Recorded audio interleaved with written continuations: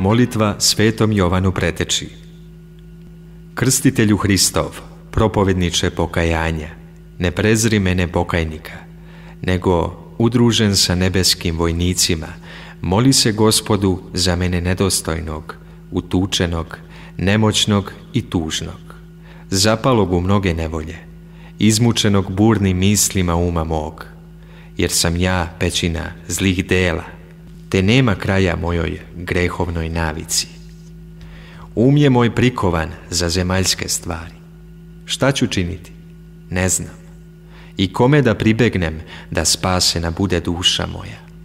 Samo tebi, sveti Jovane, koji si imenjak blagodati, jer znam da si posle Bogorodice najveći pred Gospodom između rođenih od žene.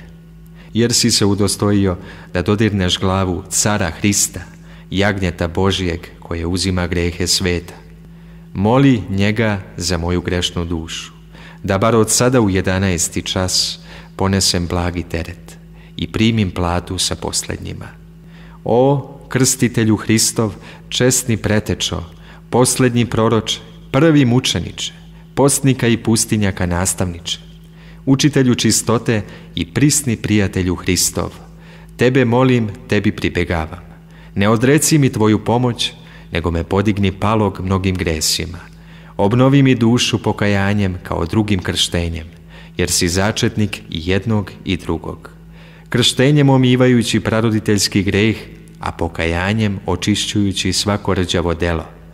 Očisti me oskrnavljenog gresima i uvedi me tamo gde ništa nečisto ne ulazi, u carstvo nebesko. Amin.